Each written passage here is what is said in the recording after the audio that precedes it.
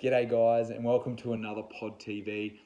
Tonight I want to talk hard versus soft orthotics and what is your opinion? Should we be using those terms? Should we ditch them completely?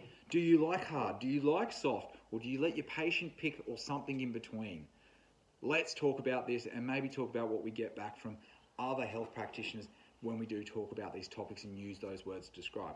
Before we do that, I want to bash your ear a little bit. I'm really excited. We're on the cusp of getting live workshops up and off the ground. So we're working hard with Tito and Mike for a really explosively exciting new format of the dry needling and FMT.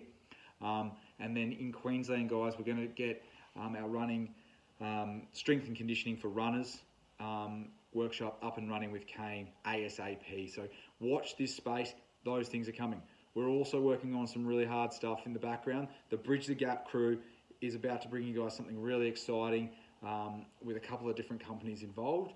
So please watch this space because that stuff has got me absolutely amped. Apart from that, there will be a few bad shoes coming a few people's way. We have got them coming, so watch that space for that announcement, and we'll tell you who that is very, very shortly.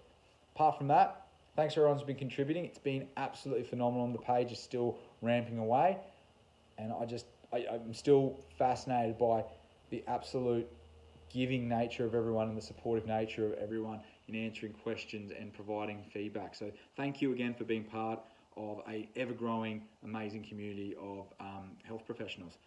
So let's talk hard and soft. Firstly, I'm going to apologise. My light literally just died. I was about 5 minutes into my last video. So I've already done this once, so it should be good. And my light's just cooked itself. So please, sorry for the lighting. But let's talk hard versus soft devices. So what do you like? Now, I know early on when we started CNC milling devices, people used the word soft and people resonate with the word soft. I think that's not what we should be doing. I think that's just an example, but I don't think it's something that we should latch onto for marketing reasons or anything like that. We get enough coming back from surgeons, doctors and physios going, oh, I want them in soft devices, because people know that something that is soft is most likely going to get a better response, I think. If we're going to be a profession that is the specialist kind of profession, or the specializing profession that makes these incredibly high-tech customized orthotics that are CNC milled EVA or 3D printed or whatever, we need to be absolutely brilliant, not just leaning on the easiest outcome. So for me, I throw it out the window straight away with patients. I show them an EVA and a 3D printed one, and they go, ooh, that's hard. No, the 3D printed is not hard. That is not a word we like to use, because this all comes down to surface area, as we know. When I say to patients, hey, you know when you put your foot in water and you have that imprint and you're missing part of that? Well, what we're going to do is we're going to use an orthotic to redistribute the forces into that area that's not taking direct force now. And by increasing the surface area of your foot, it is going to reduce the load on your foot, thus being soft or offloading as such. Not great terms, but you get what I'm saying here. So people really resonate with that. And obviously, I don't do anything more than a 2.5mm print, 3D print. They are flexible.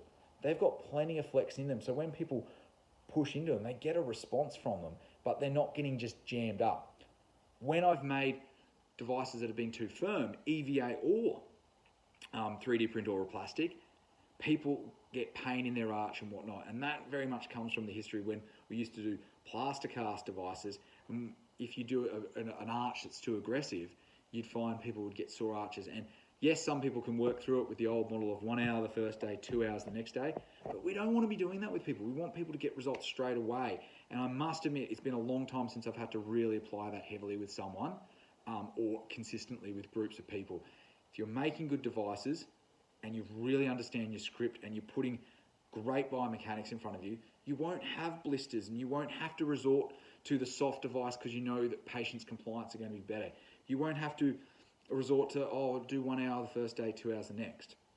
So I want people to throw it out the window. I don't want people to use the words hard and soft. I want you guys to explain to your patients, and this is my opinion, so please, I apologize, but listen to me. I want you to try and explain to your patients and say, hey, it's not about hard and soft, it's about the device that's best for you. So for example, someone in a work boot may suit a lower density EVA that fills up the boot because they're quite roomy and gives the patient lots of cushioning whilst also doing whatever it needs to do.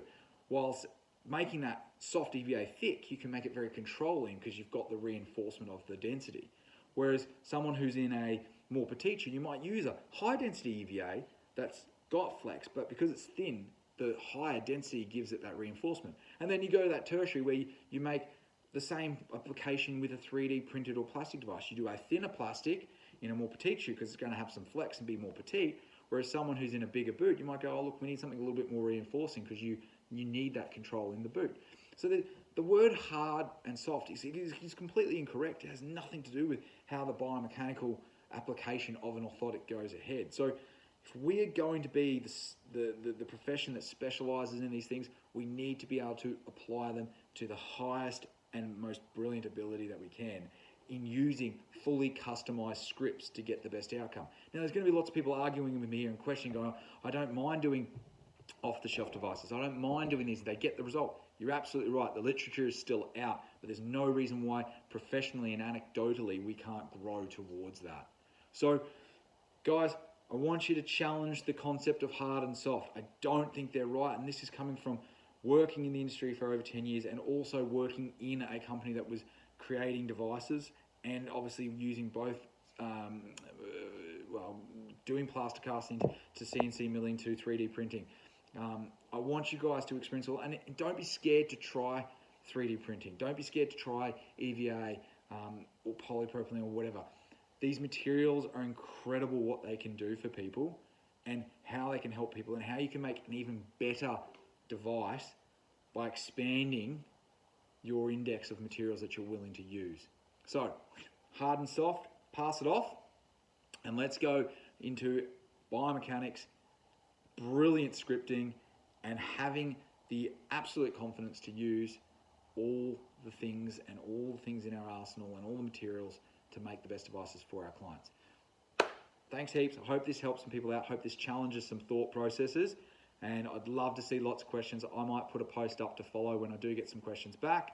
And keep the ball rolling, guys. You guys are phenomenal as a group. And I love that you guys are absolutely just throwing cases up there and really being supportive of each other. Watch this space though. Lots of cool stuff coming. 2020 hasn't burnt out yet for us. And we're going to make it a banger. And hopefully everyone's going to jump on board and be enjoyed as much as we can. Last but not least, the P20 conference is still alive. It will be going to air February 21. So I look forward to seeing you there, guys. Catches.